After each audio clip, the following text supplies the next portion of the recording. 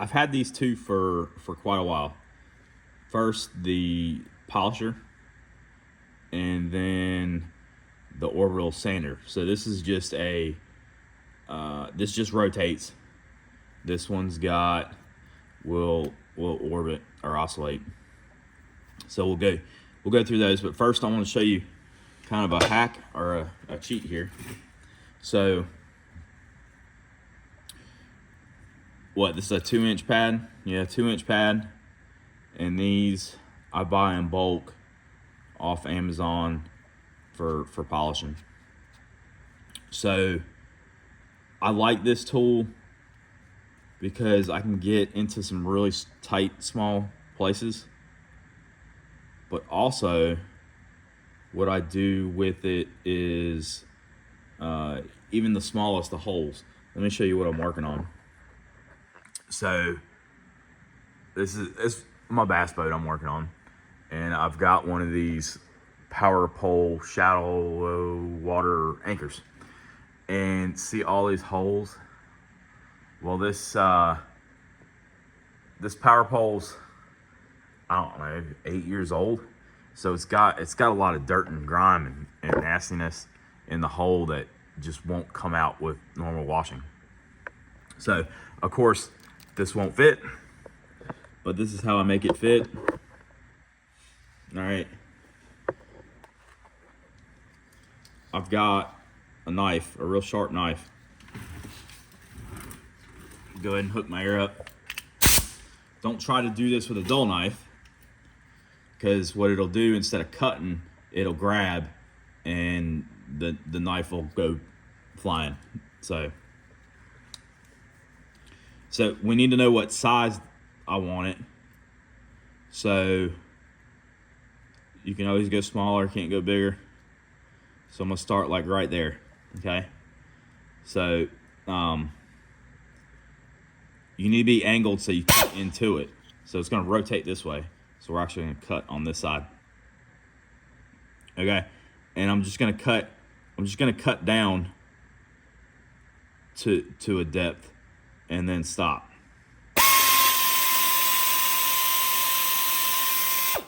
Yeah, see, even that grabbed a knife. All right, so let's see how deep that went. And that's probably gonna be fine. Okay, then I'm gonna come over on this side and cut right here.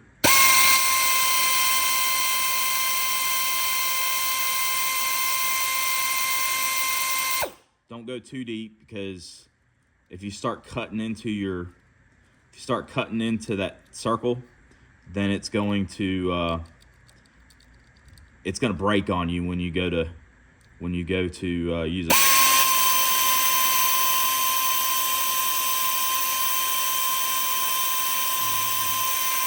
All right, and then see it start to shake. So now we have it shaped kind of like that.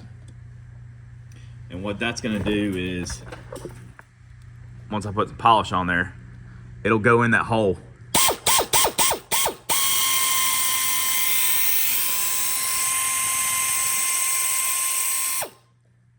And polish that hole right up. So yeah, that was just a quick little tip or hack to help things go faster. You know, if you've got a lot of smaller areas.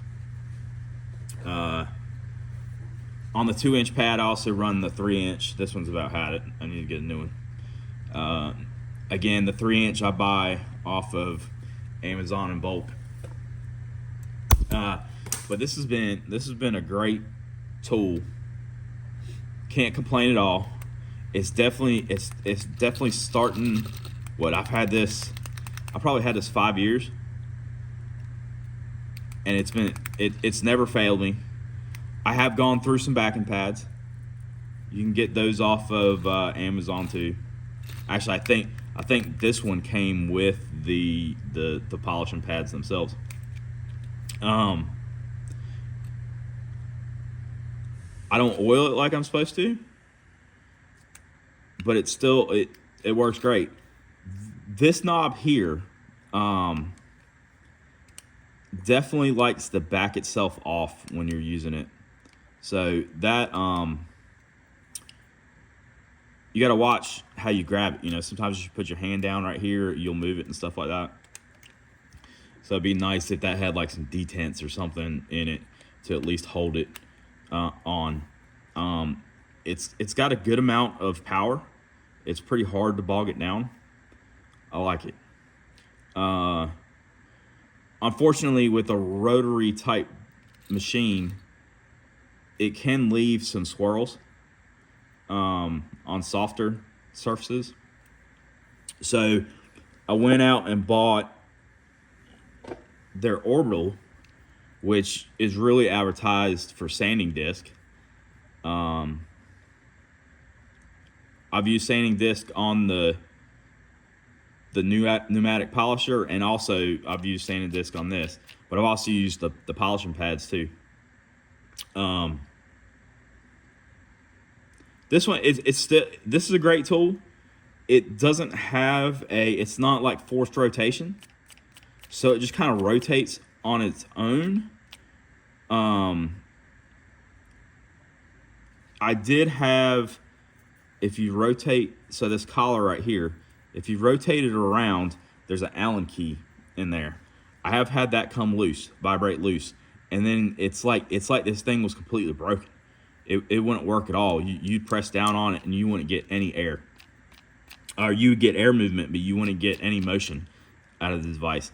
And I figured out that's what it is. That screw had backed out. It does the job where my larger sanding, oscillating sander, DA sander can't get to. So that's nice. That's been a saver. The speed control isn't the best. I actually had to add a valve down here to help control the speed a little bit. I will say, being it's a small disc, if you're sanding on something that's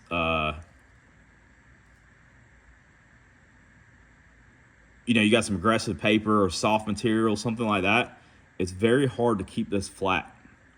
A lot of times you'll kind of wander over and you'll start digging in really fast. So that's another thing that can be a challenge with this tool. But make you an interface pad. If you don't know what an interface pad is, it's just a like piece of foam that goes between the backing pad and your sandpaper.